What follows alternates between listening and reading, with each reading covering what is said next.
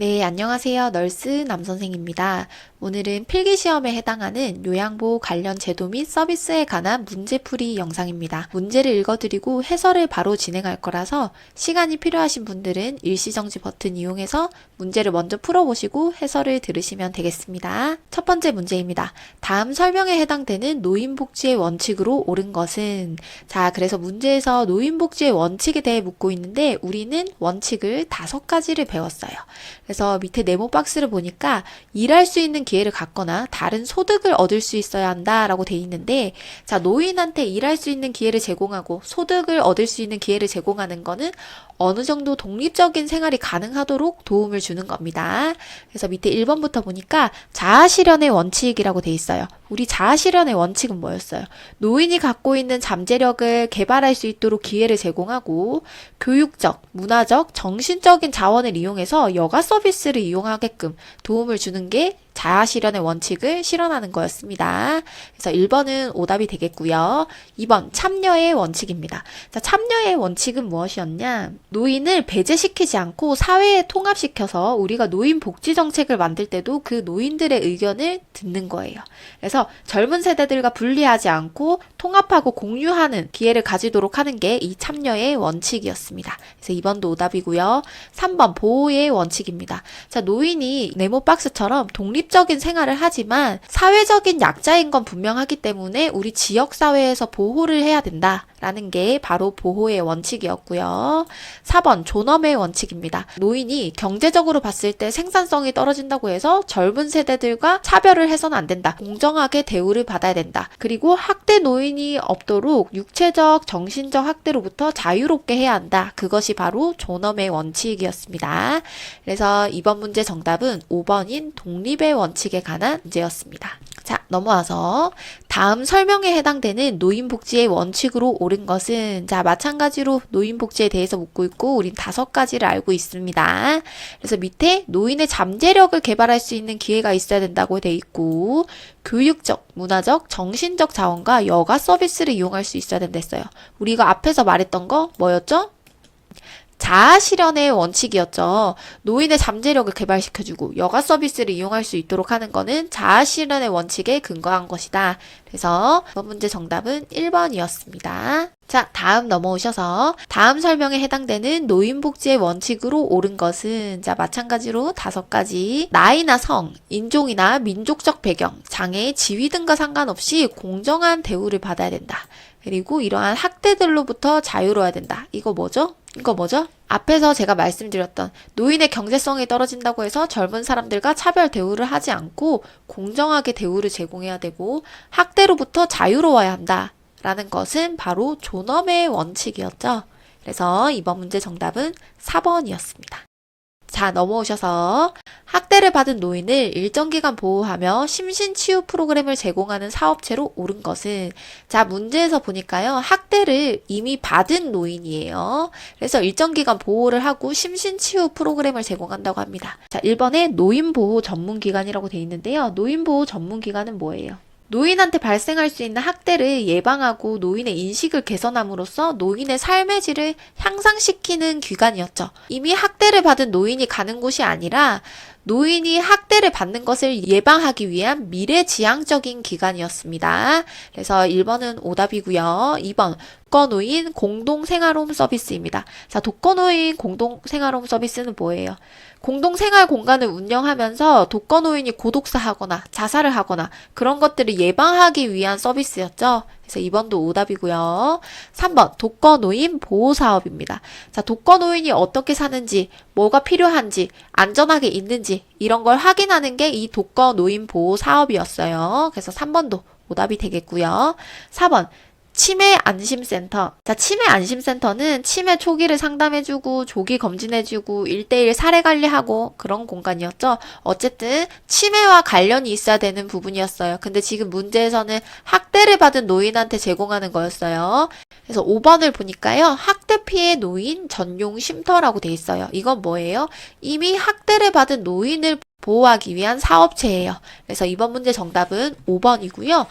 여기서 잘 구분하셔야 되는 게 1번과 잘 구분을 하셔야 된다는 거예요. 만약에 헷갈리셔가지고 그냥 보호라는 단어를 보고 1번을 택하실 수도 있는데요. 1번에 나온 노인보호 전문기관은 학대를 받은 노인을 위한 기관이라기보다는 혹시나 발생할 학대를 예방하기 위해 만들어진 기관이다 라고 생각을 하시면 조금 외우시는데 도움이 될 것 같습니다. 자, 넘어와서 치매, 중풍 등으로 심신에 상당한 장애가 있는 노인에게 가정과 같은 주거 여건과 급식, 요양, 일상생활 서비스 등을 제공하는 입소자 9인 이내의 노인 의료 복지 시설로 옳은 것은, 자, 보니까 치매, 중풍 등이 있는 대상자고요. 가정과 같은 주거 여건이래요. 그리고 중요한 게 입소자 9인 이내의 노인 의료 복지 시설이었습니다. 자, 노인 의료 복지 시설에는 우리 두 가지가 있었죠. 뭐였어요? 노인 요양 시설과 노인 요양 공동 생활 가정이 있었습니다. 그래서 자연스럽게 1, 2, 3번은 오답이 되고요. 자, 그럼 여기서 어떻게 구분을 하느냐?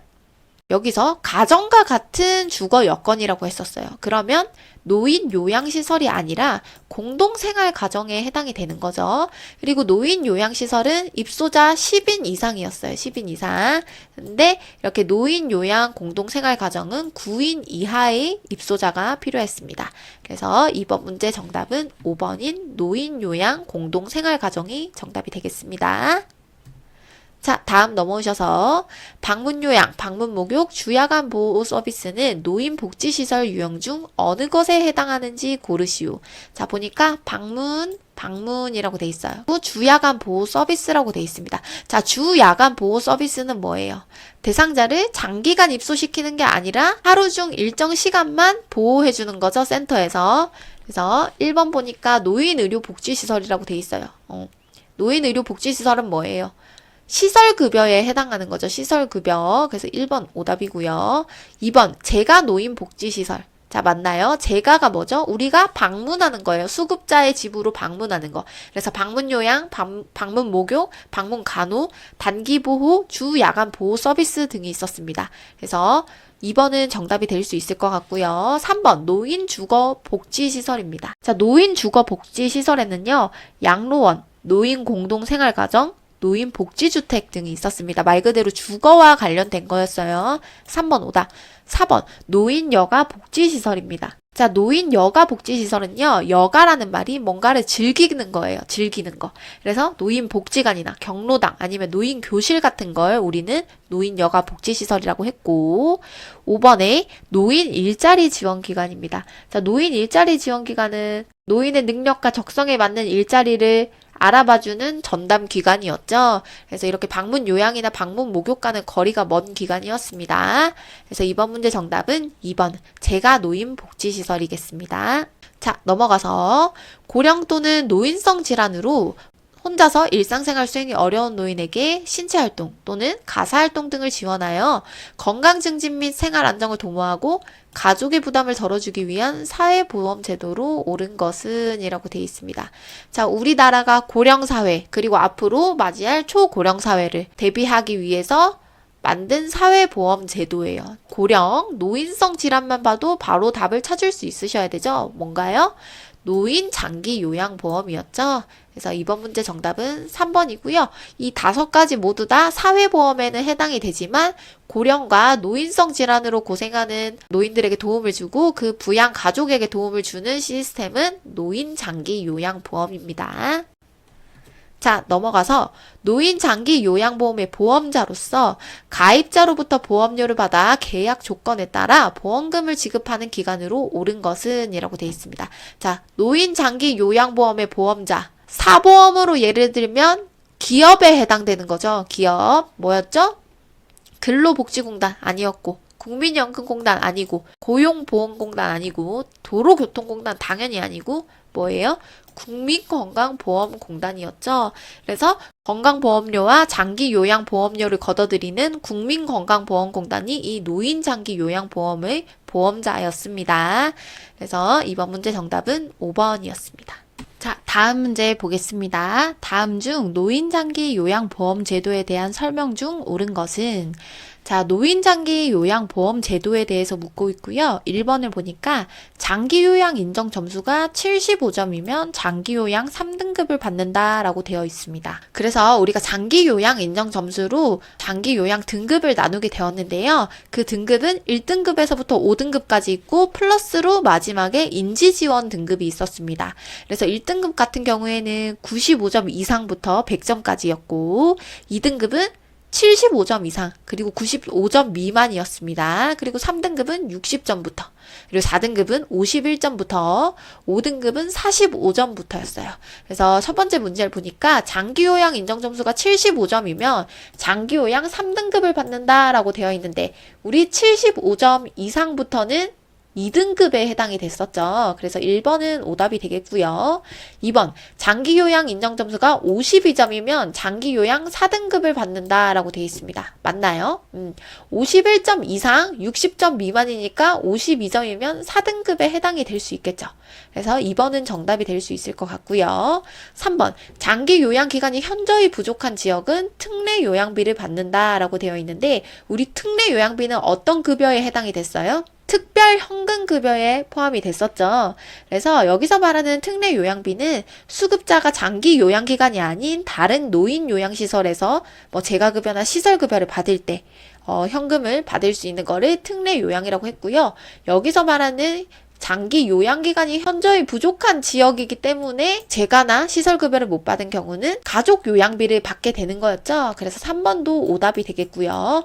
4번, 등급 외자로 선정이 되는 경우 재가급여 서비스를 받을 수 있다라고 되어 있는데, 자, 등급 외자는 뭐였어요? 등급 외자는 이 45점 이상, 51점에 해당이 될 수도 있고, 또는 45점 미만인 경우도 등급 외자가 선정이 될 수 있었어요. 등급 외자로 선정이 되면 노인 장기 요양 급여 는 받지 못하지만 다른 지역사회 서비스를 받을 수 있게 됐죠.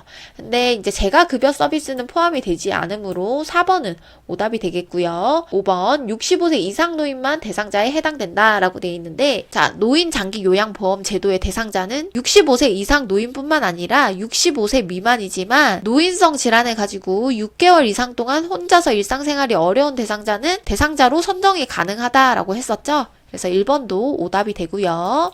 그래서 2번 문제 정답은 2번이 되겠습니다. 자, 넘어와서 장기 요양 인정 점수가 95점 이상이며 모든 활동에서 전적으로 다른 사람의 도움이 필요한 대상자의 등급으로 오른 것은, 장기 요양 인정 점수가 95점 이상이면 뭐였죠? 1등급이었어요. 1등급. 그래서 이렇게 점수가 기억이 안 난다 하시면 이 부분을 보셔도 답을 찾을 수 있죠. 모든 활동에서 전적으로 도움이 필요하다고 해요. 그래서 우리는 전상부 1치치라고 외우기로 했어요. 1등급은 전적으로 필요하고, 2등급은 상당한 도움, 3등급은 부분적으로, 4등급은 일정 부분, 그리고 5등급 인지지원 등급은 치매 대상자여야 된다고 했었죠. 그래서 이번 문제 정답은 1번이었습니다. 자, 넘어가서 장기 요양 인정 점수가 61점이면서 부분적으로 다른 사람의 도움이 필요한 대상자의 장기 요양 등급으로 오른 것은, 자, 점수가 기억이 안 난다. 그러면 부분적인 도움이 필요하다라는 힌트를 얻어도 되겠죠. 그래서 전상부 1 치치 해서 부가 몇 번째죠? 세 번째죠. 그러면 3등급에 해당이 되는 사람이에요. 그래서 이번 문제 정답은 3번이었습니다. 자, 다음, 경증 치매를 진단받고 장기 요양 인정 점수가 45점 이상, 51점 미만인 경우 해당되는 장기 요양 등급으로 오른 것은, 자, 일단 대상자가 경증 치매가 있대요. 점수를 보니까 그렇게 높은 점수는 아니에요. 45점 이상에서 51점 미만이면 몇 등급이죠? 5등급에 해당이 되는 사람이에요. 5등급. 그래서 우리 전상부 1치치에 5등급은 치매를 갖고 있어야 되죠. 그래서 이번 문제 정답은 5번이었습니다. 자, 넘어와서 장기 요양 인정 점수가 45점 미만인 경증 치매 어르신이 받을 수 있는 장기 요양 등급으로 오른 것은, 자, 점수는 보니까요, 45점 미만이래요. 원래 45점 미만이면 뭐예요? 인지지원 등급에 해당이 되죠. 인지지원 등급에. 그리고 이분은 경증 치매를 앓고 있기 때문에 인지지원 등급으로 해당이 가능하실 것 같아요. 그래서 이번 문제 정답은 5번이었습니다. 근데 만약에 이분이 경증 치매가 없고 45점 미만이기만 하다. 그러면 인지지원 등급이 아니라 등급 외자로 선정이 되겠죠. 경증 치매를 갖고 있기 때문에 인지지원 등급에 해당되는 사람입니다. 자, 넘어가서 2017년 8월에 1등급 판정을 받고 18년 8월에 다시 1등급 판정을 받은 대상자의 유효기간은 몇 년인가?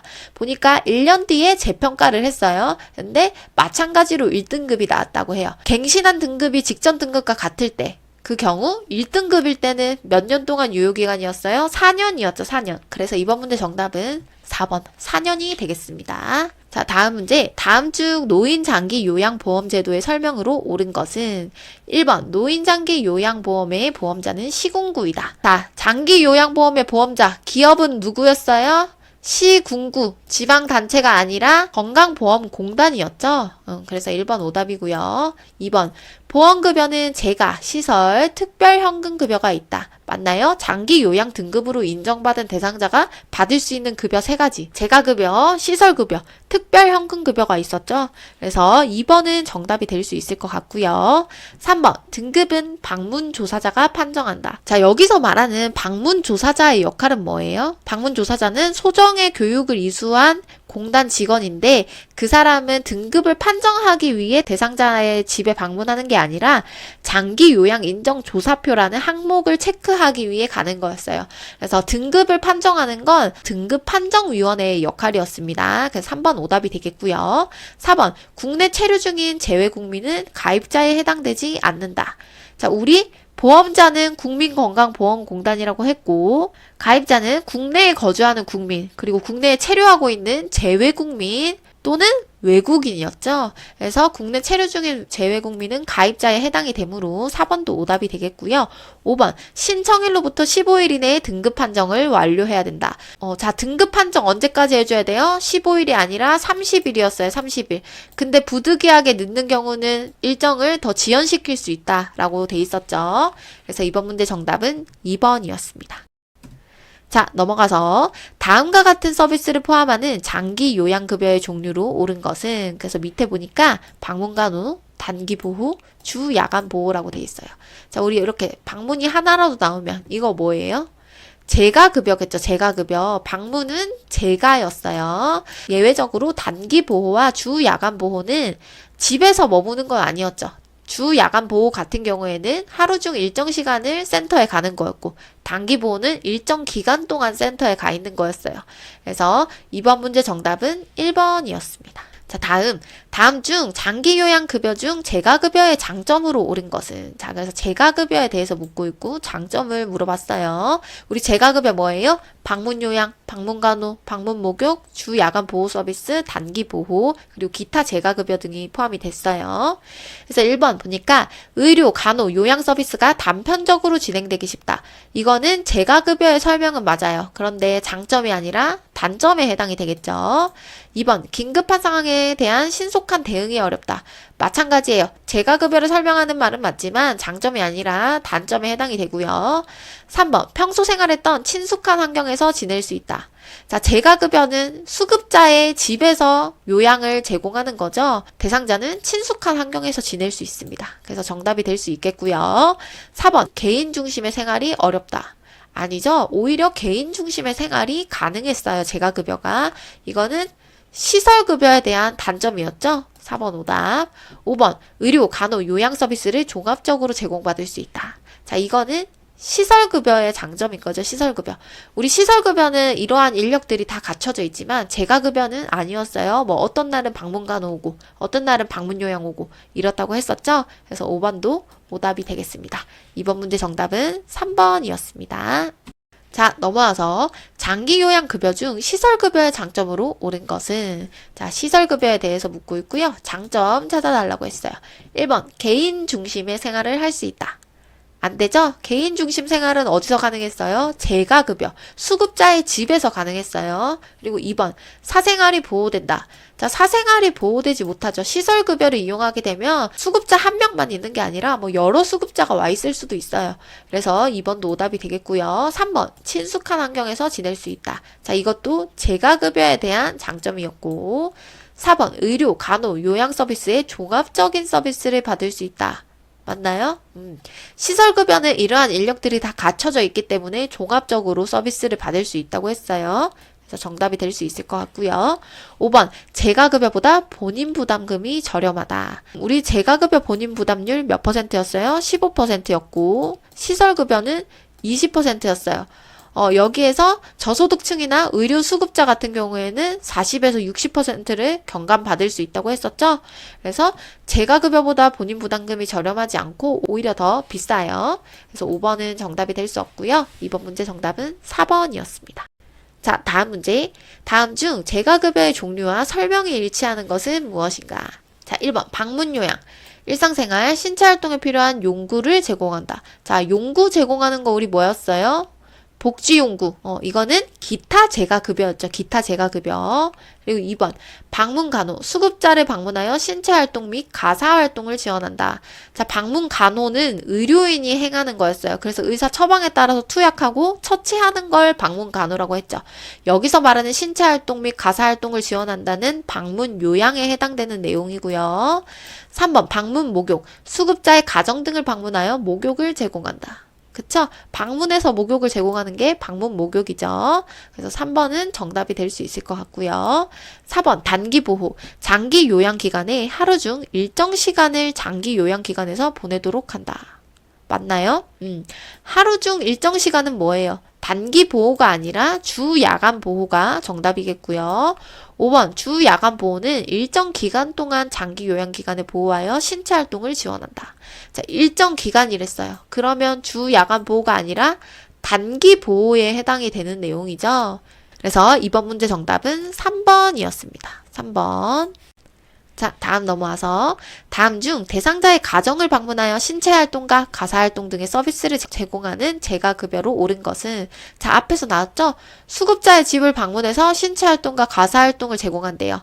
그러한 재가급여로 옳은 것은 방문 요양이었죠? 요양. 그래서 이번 문제 정답은 1번이었습니다. 자, 다음 중 요양보호사가 할 수 없는 업무는 무엇인가? 자, 우리 재가급여에서 생각을 해보면 요양보호사가 못하는 거, 의료인만 가능한 업무가 뭐였어요? 방문 간호 서비스였죠. 나머지 방문 목욕, 정서 지원이나 개인 활동 지원, 신체 활동 지원은 전부 다 요양보호사가 할 수 있었어요.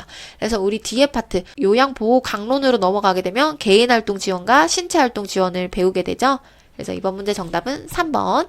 방문 간호 서비스는 의료인이 행하는 업무이다. 라고 기억을 해주시면 될 것 같습니다. 자, 다음 중 수급자의 일상생활, 신체활동 지원에 필요한 복지용구를 제공하는 장기 요양급여는 무엇인가? 자, 뭐였죠? 복지용구 제공하는 거 단기보호 아니죠. 단기보호는 일정 기간 센터에서 보호를 해주는 거고 방문 간호는 의료인이 방문해서 의사 처방에 따른 처치를 제공하는 거.